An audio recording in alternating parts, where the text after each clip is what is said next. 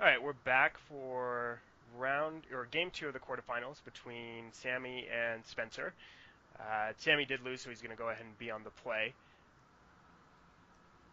What do you think these guys sideboarded in? Um, I'm not really sure. I actually don't know what's really in the sideboard for these decks. Um, I don't know if Sammy has access to more spot removal, which is, I think, definitely a possibility. I think Spencer's sideboard was kind of the more controlling sideboard with more expensive cards like Batterskull. I think he also has like an Anger of the Gods in his hand, so maybe transitioning a little bit less from a counterspell combo deck and more into like a board control deck. And one interesting card I saw on the Pro Tour list was Jace Architect of Thought, which seems like it'd be pretty good in this matchup with the ability to -1 for the tokens. Yeah, and Sammy does lead off with an Inquisition showing 5 lands, a Batterskull, or 4 lands, a Batterskull, and an Anger of the Gods, and a Deceiver Exarch. And Sammy goes ahead and opts to take the Deceiver Exarch, probably especially because now he has knowledge of the Anger of the Gods. It's not as important. Um, Right, definitely good to just take a combo piece out of his hand, given the other cards in Spencer's hand. Yeah, I mean, Anger of the Gods is reasonable against tokens, but a lot of times you have to cast it to deal. Like, say, for example, if a Bitter Blossom's been ticking for a couple turns, you probably have to cast it to prevent, just from dying from a swarm of fairy tokens. So you're not getting, a ton of value out of it, I think, as much as you would conventionally think in this matchup once your opponent has knowledge of it. Yeah, definitely. Also, the ability to flashback Lingering Souls sort of mitigates the front end because some tokens die, but hopefully once you know about it, you leave some back. And Spencer for his second turn played a Serum Visions, and then Sammy for his third turn has an interesting card actually here, Auriok Champion. Yep, so that is a rare from the original Mirrodin block. Yeah, Not I believe it's Fifth Dawn is the set Fifth it was from. Dawn. It's a 1/1 with protection from black and red, and whenever a creature enters the battlefield, you gain a life. Yeah, so I think this card actually lines up really well in this matchup. It doesn't seem like it would, but it does a lot of different things. One is that it is very resilient to all of the removals Spencer's deck has. For example, the Anger of the Gods he showed, it's not going to die from that. Um, it also essentially stops a large part of his combo. He can't kill him with the Deceiver Exarch and a Splinter Twin now. Right, because the way the twin combo works is you tap your creature to make a copy. The copy targets the original creature Splinter Twin, and then you make infinite copies. But with Deceiver Exarch having only one power, for every copy you make, Sam's going to gain a life, so won't be able to kill him with that. Yep. So I actually think this is a pretty good heads up sideboarding choice by Sammy. It's not an obvious sideboard card, but when you actually think about the implications for the card, it does a lot, I think, in the matchup. Yeah, I like it too. I also like cards like that in Modern that sort of have. There's so many different decks. It's good to have cards in your sideboard that are good against multiple matchups. That card also obviously very good versus Burn. Yep. And Sammy just continues to churn out a fairy token. Also, a nice other interaction is that he's essentially not losing a life from the Bitter Blossom since he's gaining a life when the fairy comes into play. Yep. Let's say Blood Moon resolves, but Sam has a basic Plains and a basic Swamp. Yeah, so he should be able to cast most of his spells. Some of the things like Windrisk Kites are turned off. Like right now, he can't cast the Liliana, but I'm imagining he can cast mostly everything else in the deck. So, not I don't think going to be as big an issue this game. And Spencer goes ahead and for his fifth turn plays the Batterskull. Another interesting another ability on the Auriok Champion is it does have protection from black, so Spencer actually is not going to be able to attack effectively into the champion. Right. Also, won't gain life off the Batterskull. Is that because it has protection from black, so all damage the Batterskull germ token deals would be prevented. So Yep. And Sammy, I probably drew this Thoughtseize, I'm assuming, for his turn. Casts it, revealing a hand with Snapcaster and Anger of the Gods. He goes ahead and takes the Anger of the Gods here. Um, likely looking just to protect the large number of fairies he now has. Yep, and seeing Snapcaster and Anger is a little sad because they can always Snapcaster it back, but at least they're not getting value off the Snapcast, too much value off the Snapcaster because he's going to die from the Anger of the Gods if that's what happens. Yep, and Spencer drew a Spell Snare for the turn. Not too exciting. He's probably thinking about what to possibly do with that Snapcaster. He can flashback the Anger of the Gods. He has some other options as well. Looks like he decides to go for a Serum Visions, opting to dig rather than killing the 4 fairies currently on the board. Looks like and I think that's probably the right choice. Yeah, considering that if you Snapcaster Anger, you're left with a Spell Snare in your hand versus, you do get rid of the fairy tokens, but then you still have a Bitter Blossom that's cranking them out every turn. Yeah, you're still kind of behind the 8 ball, and you're not really advancing the board too much, so I do like using the Serum Vision there. And Sammy drew, probably I'm assuming, another discard spell. Spencer responds with the Deceiver Exarch he drew off the Serum Visions. Goes ahead and taps that Auriok Champion. Reveals the Spell Snare, discarding it. So Spencer's left with only a land in hand, Batterskull in play, a Deceiver Exarch, and a Snapcaster Mage. And a Blood Moon. Yeah, even given that, though, I don't hate Spencer's position. If worst comes to worst, he can just always move that Batterskull over to Deceiver Exarch and start gaining a bunch of life. Right, yeah, since at that point the Auriok Champion can't really block Yep. the blue creature at that point. Looks like possibly some confusion about the attack step. He pointed at the Batterskull like he was attacking with it, but then he picks up the Deceiver Exarch and opts to attack with both the Deceiver and the Batterskull. Sammy does not block, wanting to keep his creatures in play. Ooh, that's a good one.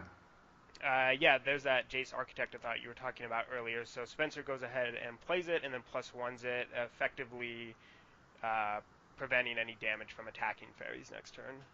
Unless Sammy draws one of his Anthem effects like Intangible Virtue. Yeah, Jace's +1 gives all attacking creatures -1/-0. If I was Sammy, I might have attacked there just to see if Spencer remembered the trigger, because you do have to trigger it during the attack step. But I probably assuming Spencer's a good player, which he is, so it might not be worth tapping any of them for shenanigans. Yeah, I mean, you may be at the point where you may need to start using those tokens to chump block. Sammy is at 12. Right. And then Spencer goes ahead and equips the Batterskull to, like we said before, blue creature, this time opting for a Snapcaster Mage, attacks with the Deceiver Exarch and the Snapcaster Mage. Sammy lining up some blocks here, just deciding how he wants to block.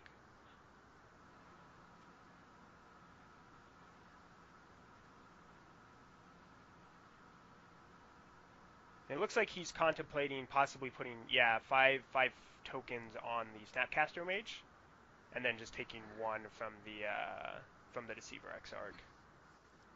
And that seems fine. It's unfortunately he has to lose 5 tokens, but they're not doing anything with Jace that anyway, so. Yeah, so I mean that decision allows him to remove one of the blue creatures. So I mean something like a top deck, like Path to Exile or something like that, can potentially remove the Deceiver Exarch, allowing that Auriok Champion to threaten to block the only possible creature at that point, which would be the Batterskull. Yep. Sam lays Wimbrous Heights, which is secretly a mountain due to Blood Moon, and then passes the turn. And Spencer just ticks up Jason, passes the turn. Looks like he didn't equip Batterskull, which if I was Sam would make me fishy that there's a Cryptic Command on the other side of the board. Which is the card he has. Looks like he also has, I think, a Remand. So he's got 2 good cards in his hand. He may actually be in his main phase here. Thinking about... No, I think that's actually an Exarch, not a Remand.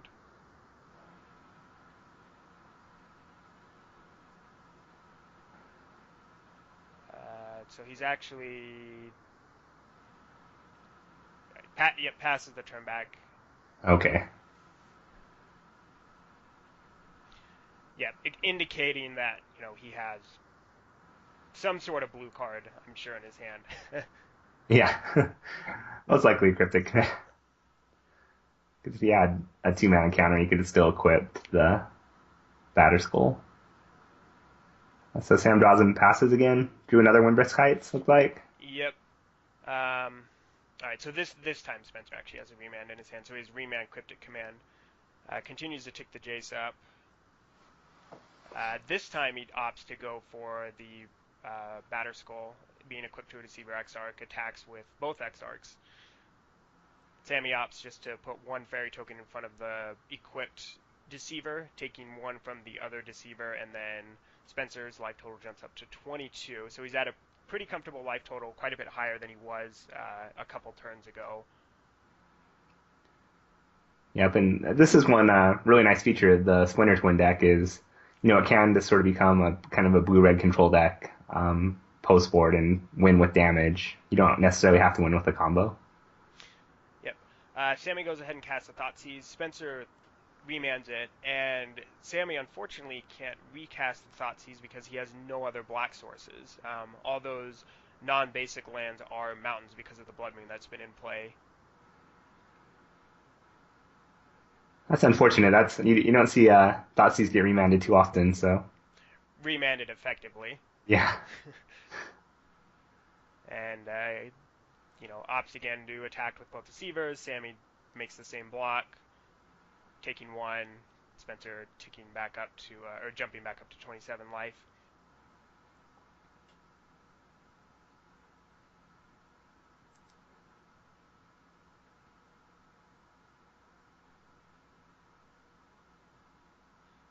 So we do know he does have the Thoughtseize, I believe. Mm-hmm. And he opted not to play it. Spencer goes ahead and makes the same attack, same block. Again, we see Sammy's life total tick down by 1 and Spencer's jump up by 5.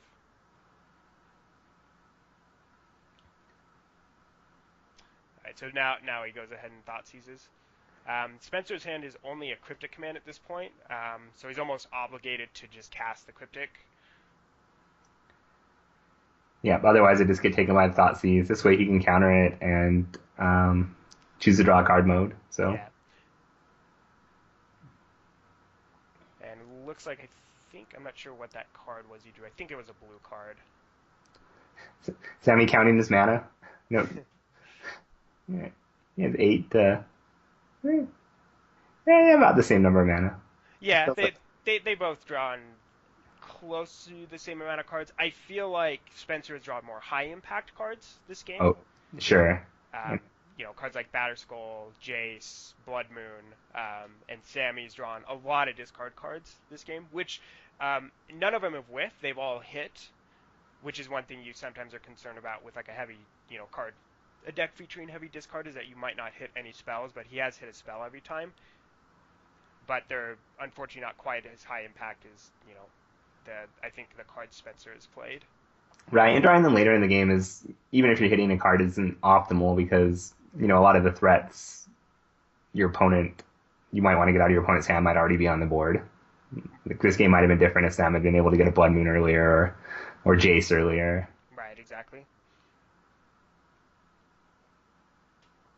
And Spencer continues to tick up that Jace. I'm not sure. I think it's at probably 8 loyalty now. How much is it to Ultimate? I believe it's 8 loyalty to Ultimate Jace, Architect of Thought. And its Ultimate is you look through both players' library and pick a card from each and cast it, and you can cast it whenever you want. Is that right? Yeah, and you can cast it without spending mana on it. Yeah. And he continues to tick up the Jace, and for the last several turns, we've seen pretty much a repeat process of Spencer attacking with a equipped Deceiver Exarch and a non-equipped Deceiver Exarch, Sammy taking 1 damage, Spencer gaining 5 life. So currently the life totals sit with Spencer at 47 and Sammy at 5. I think Sammy really needed to needs to draw possibly some sort of removal spells, um, something to deal with the Deceiver Exarchs, just for the simple fact that because they can pick up the Batter Skull, they threaten to continue blocking. Sure. I think also, his best draw for a long time would have just been an intangible virtue. Giving +1 would have negated the Jace's effect and really allowed him to kill it. If he'd drawn one of those in the first, 2, 3 turns when Jace was out, I think it would have been smooth sailing. Spencer goes ahead and does finally ultimate the Jace. Does manage to leave it in play with some loyalty. I think 1. So he may have just ticked it up to 9 loyalty to ensure it stayed in play. And he's flipping through Sammy's deck first to find a spell to play. I saw a Curse of Death's Hold, which would be pretty good. It gives all your opponent's creatures -1/-1. That does seem quite good versus Sammy's creatures, and he does indeed go for the Curse of Death's Hold. Now searches through his deck. He could probably get a Splinter Twin, possibly. Yeah, you get a Splitter Twin. You can just play it safe and get a Cryptic Command. That might be what I would do. Just get a Cryptic. You figure you're so far ahead at that point that. Yeah. I mean, I think your Curse of Death's Hold is going to kill all Sam's creatures, and then your Batterskull creature is going to take it home. Sam doesn't have removal. The show your play is probably to get Splinter Twin. Maybe the better one. Probably. I don't know. I think both are good. Yeah, I don't think once you deal with the Auriok champion, you're unhappy with the Splinter Twin or Cryptic Command. So, and he does opt to go with the slightly more conservative play of the Cryptic Command. You could possibly just be thinking that Sammy's been holding a removal spell for a long time and hasn't had a good spot to use it really in. So rather than risk, throwing away a Deceiver Exarch, he just goes for the Cryptic just to probably lock the game up with a potentially lethal, Deceiver Exarch with the Batterskull. And he does actually have the Path to Exile, but Spencer goes ahead and uses the Cryptic Command to protect the large Deceiver Exarch. And then Sammy points to the Bitter Blossom as he's now at 1 life and on an upkeep dies to the effect. Yeah, so pretty unfortunate turn of events for Sam. I think Jace Architect of Thought's probably a 1 or 2 of, but really shut him down that game without him drawing an intangible virtue, which I think would have made it a lot more competitive.